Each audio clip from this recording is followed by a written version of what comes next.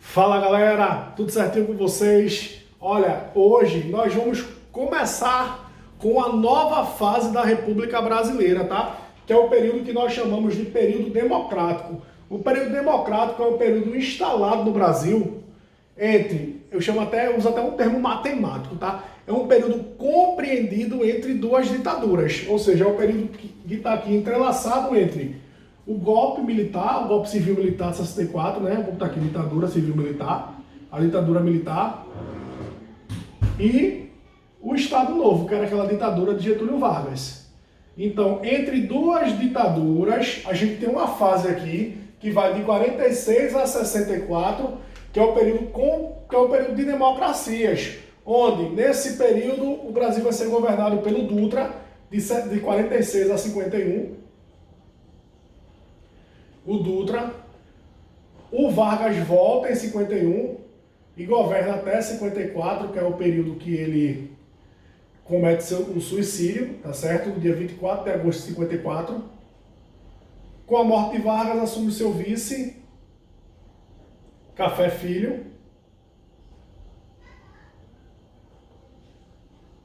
De 56 a 61, quem assume no Brasil é o JK, o Juscelino Kubitschek.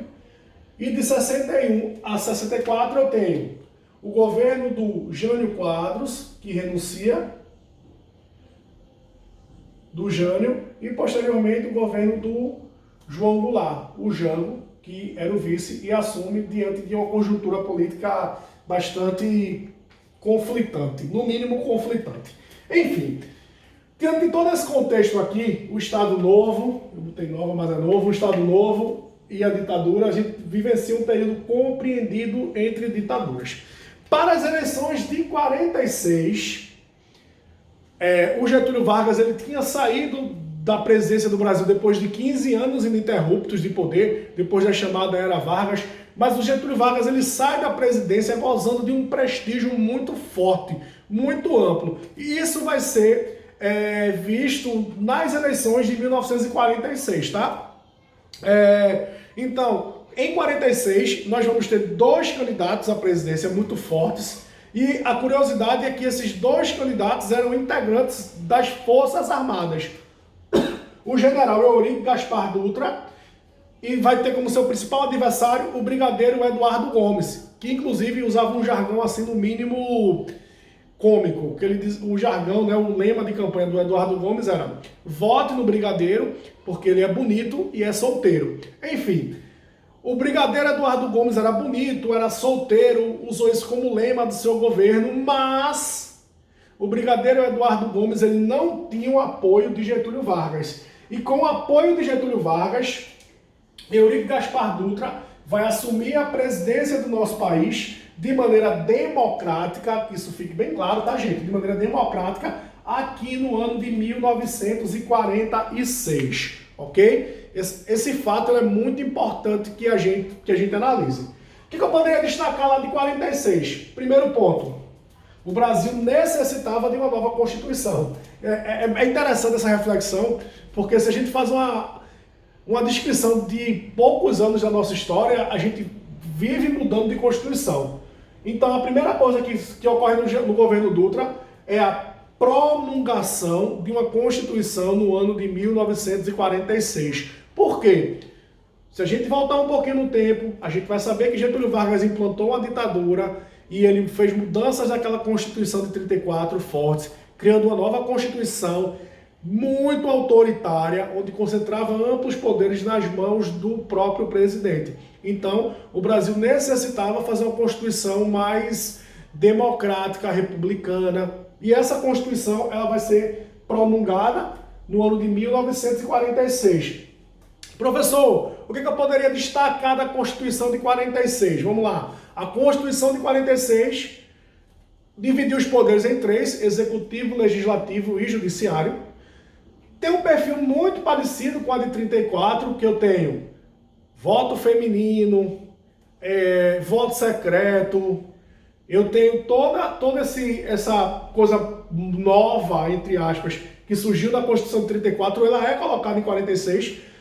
De maneira nova mesmo, eu poderia dizer que nós temos algumas curiosidades, né? Além do voto feminino, voto secreto, tem algumas curiosidades, como, vamos lá, as eleições, o tempo do executivo não eram mais de 4 anos, eram de 5 anos.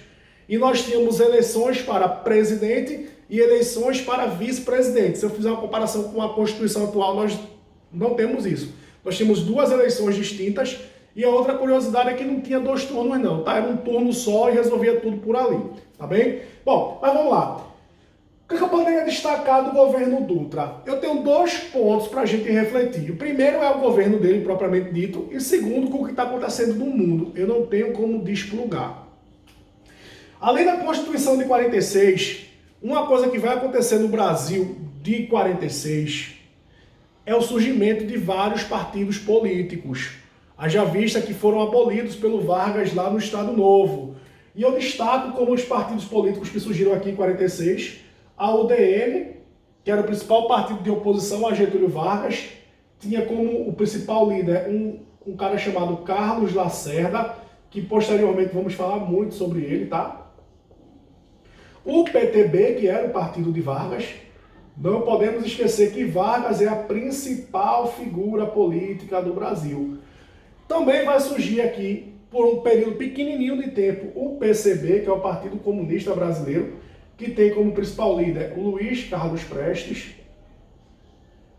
Aí eu vou ter o PDS, outros partidos menores, mas eu poderia destacar esses 3 aqui para vocês. Bom, o que acontece? O Brasil, o mundo vivencia a Guerra Fria. E o Brasil não está alheio a esse processo, ou seja, o Brasil não está fora do contexto. Então, nos anos do governo de Dutra, a Guerra Fria é intensificada e nós sabemos que o Brasil ele se posiciona na Guerra Fria ao lado dos Estados Unidos, ao lado da OTAN, ao lado capitalista. E essa leitura ela é muito importante, porque no governo Dutra nós vamos ver que várias empresas multinacionais vão passar a vender seus produtos no Brasil, vão passar a ter uma ideia de comercialização do Brasil. Isso é importante porque a política de Vargas era uma política de valorização da indústria nacional. Ou seja, existe uma diferença, uma divergência aí do ponto de vista de empresas em relação a Dutra e Vargas. Isso é um ponto. O outro ponto é o seguinte: ao se alinhar com os Estados Unidos, o Brasil ele vai proibir qualquer prática comunista aqui no Brasil, tida como algo de inimigo mesmo. E eu estou fazendo essa menção com um ponto bem interessante. Por quê? Quando eu digo que eu vou proibir as práticas comunistas, posteriormente esse partido aqui, criado por Prestes, ele vai entrar na irregularidade. E o Prestes, que é eleito deputado, vai perder o seu mandato por ser considerado comunista. Ou seja, o comunismo no Brasil vai virar crime por conta desse posicionamento do Brasil ao lado dos Estados Unidos nesse contexto de Guerra Fria, tá ok? Bom, todo governo, gente, normalmente ele tem um lema que é o seu lema de governo, né? Isso é uma prática muito comum nos governos republicanos. E o governo de Dutra, ele vai ter como lema o chamado Plano SALT, que seria como se fossem as prioridades do governo Dutra. Plano SALT por quê? Dutra vai colocar como lema de seu governo saúde, alimentação,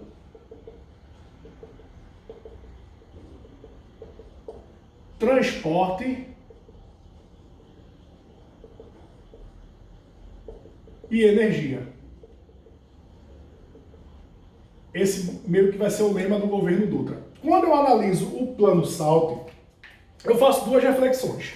Primeiro, todo governo republicano, num país populista, amplo como o nosso, ele vai falar de línguas onde a população meio que vai querer se sentir representada. E aí, nesse contexto, eu destaco justamente saúde e alimentação.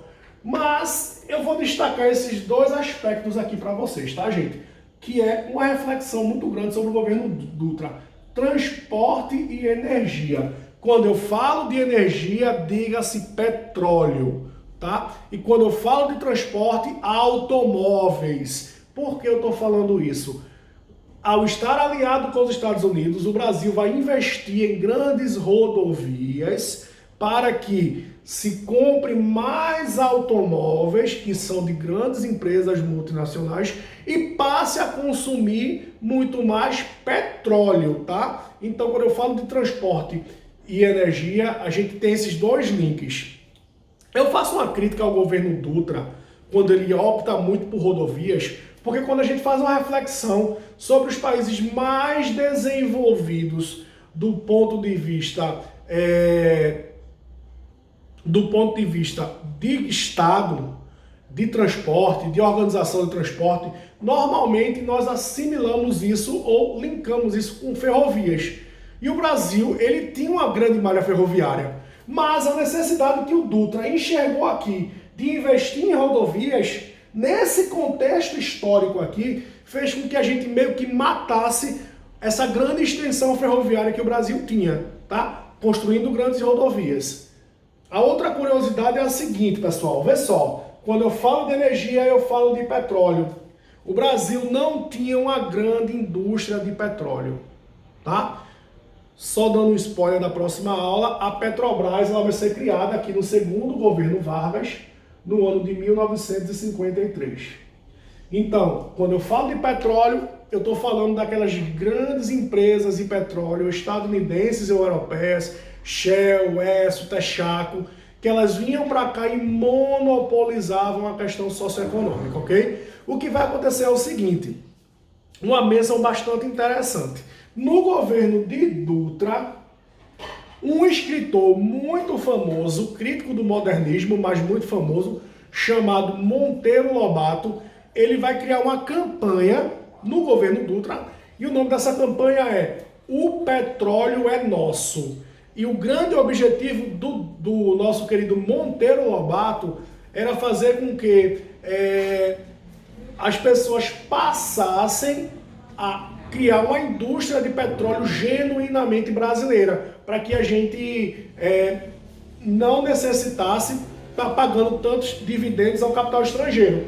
Essa campanha ela não vai ter êxito aqui no governo Dutra, mas Vargas, que vai assumir a presidência no governo seguinte, ele meio que vai tomar a rédea, vai utilizar essa campanha e vai utilizar como mote para que ele criasse a Petrobras, tá certo? Então, professor, qual seria o destaque? O que eu posso destacar do governo Dutra? Além dessa questão dessa organização constitucional, o contexto do Brasil na Guerra Fria, o posicionamento do Brasil na Guerra Fria ao lado dos Estados Unidos, a gente não pode deixar de fazer esse link, porque o Brasil ele vai estar ao lado dos Estados Unidos, tá certo? E quando a gente linka e fala assim, eita, governo Dutra, plano Salde. Agora, tem uma curiosidade, tá, gente? Uma curiosidade é o seguinte, quando a gente pega questões de história a nível de Enem ou a nível de outros vestibulares, normalmente, quando a gente pega termos absolutos, ninguém, todo, completamente, normalmente essas alternativas estão erradas, tá? Mas, se você se deparar com uma questão de Enem ou de outros vestibulares, no qual a afirmativa esteja com a seguinte característica: o Brasil do governo Dutra teve um alinhamento total com os Estados Unidos no contexto da Guerra Fria. Esse total Estados Unidos, contexto de Guerra Fria, olha, o alinhamento estava correto, tá? É tão evidenciado, é tão fato com o que eu estou falando, que todas as práticas comunistas do Brasil entraram na clandestinidade. As pessoas que tinham ideologia comunista no governo Dutra e durante esse contexto eram tratadas como criminosas, tá certo? Era como se fosse um criminoso, enfim, só por ter uma ideologia que não era alinhada com os Estados Unidos, tá bem? Essa discussão, infelizmente, ela continua atual por vários fatores. Gente, cheiro grande para vocês, fiquem na paz, valeu!